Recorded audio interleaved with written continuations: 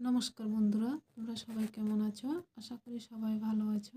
আজকের ব্লাউজটি 34 সাইজের বন্ধ সাইড আমার দিক রাখলাম, আর এটা লম্বা দিলাম 14 ইঞ্চি।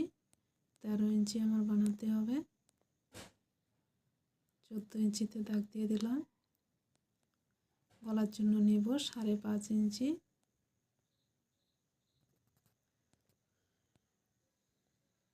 তারপরে হাতের দিক থেকে নেব 6 ইঞ্চি। এখানে গলার জন্য 1 ইঞ্চিতে দাগ দিয়ে দেব। 34 সাইজের, তাই 8.5 দাগ দিলাম, 2 ইঞ্চি এক্সট্রা। কোমর 28 ইঞ্চির থেকে একটু বেশি, আর 1 ইঞ্চি টেকিং দেওয়ার জন্য নিলাম। এবার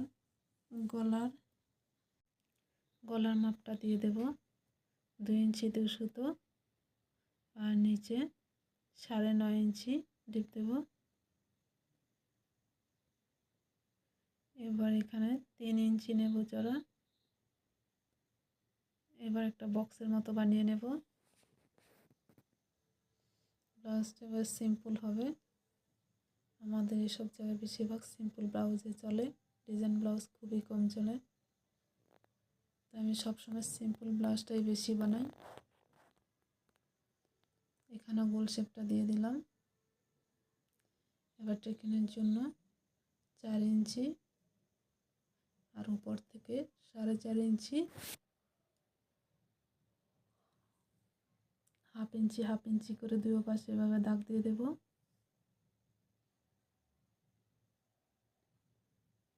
তারপরে দাগগুলো এভাবে টেনে নেব।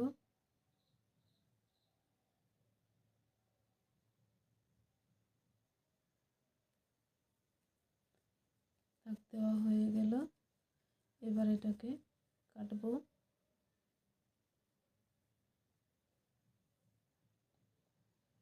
এখানে যাতে আমার সেলাই করতে সুবিধা হয়, তা পুরোটা কাটলাম না।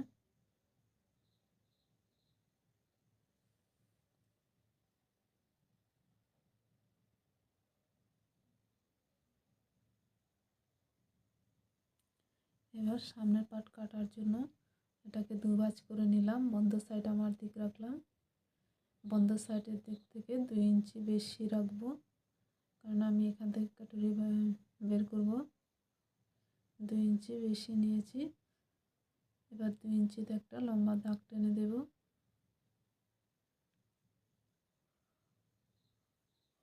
দাগ দেওয়া হয়ে গেল। এবার পিছনের পার্টে মাপ হিসাবে এখানে দাগ দিয়ে দেব।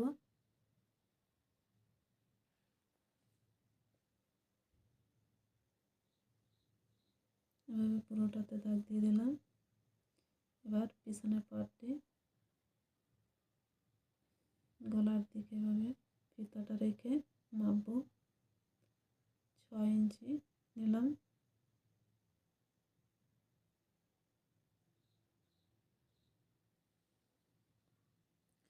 এবার পিছনের পার্টে উঠিয়ে নিলাম।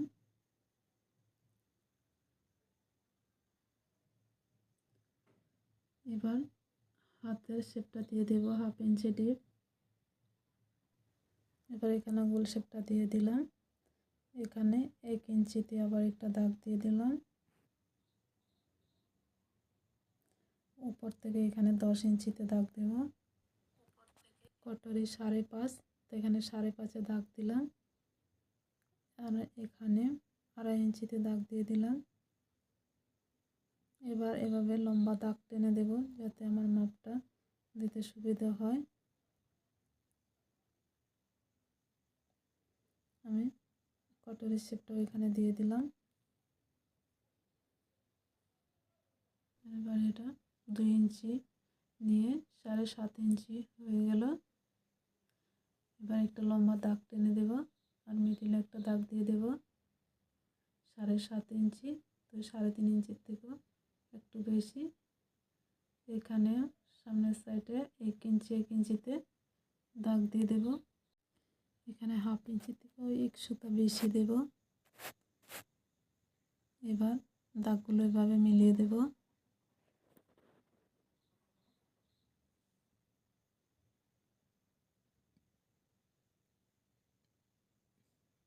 এভাবে সব দাগটা মিলিয়ে দিলাম।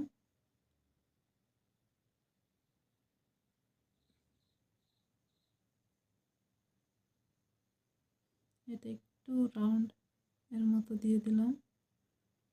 তাই এখানে 1/2 ইঞ্চি উপরের দিকে হবে, আর এখানে 1 ইঞ্চি থেকেও কম রাখবো।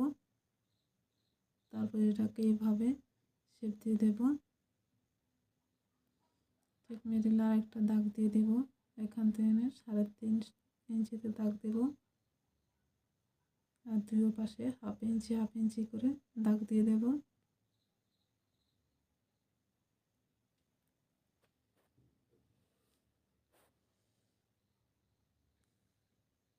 এবার আমি এখান থেকে এভাবে মাপটা দিয়ে দেব।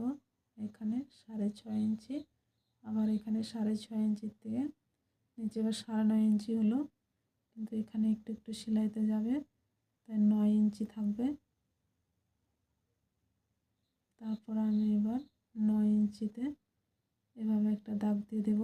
সেলাই করার পর এটুকু বাকি নিচে যেটুকু আছে এটুকু কাটা পড়ে যাবে, তবে আমি এটা এখন কাটবো না, এটা সেলাই করার সময় কাটবো।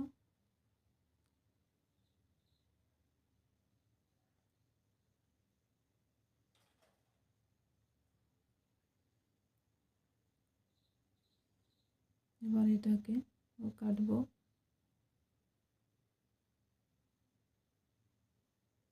এবার এটাকে 2 ভাগ করে নেব। তারপর এখানে এটাও কেটে ফেলে দেব। তার বাকিটা কাটলাম না, পরে কাটবো। এটাও কাটা হয়ে গেল।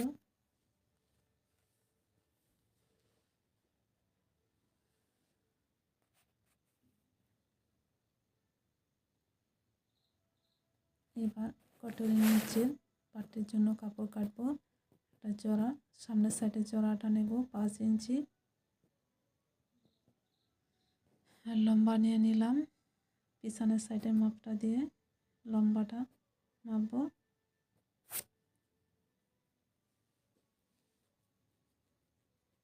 লম্বা নিয়ে নিলাম 10.5 ইঞ্চি, এখানে 10.5 ইঞ্চিতে দাগটা দিয়ে দেব। তারপর এখানে 4.5 ইঞ্চিতে আবার একটা দাগ দেব, 4.5 ইঞ্চি লম্বা দাগ দিয়ে দেব। তারপরে এবার এখান থেকে 1/2 ইঞ্চি উপরের দিকে কটরের শেপ হিসাবে দিয়ে দেব।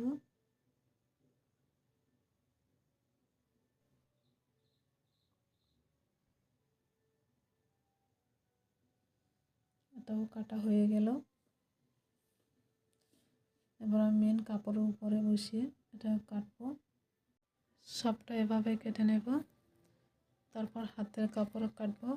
হাতটা একটু পপ হাত হবে, তাই এটা এখন শেপটা দেয়নি, শুধু কাপড়টা কাটছি, পরে এটা কাটবো।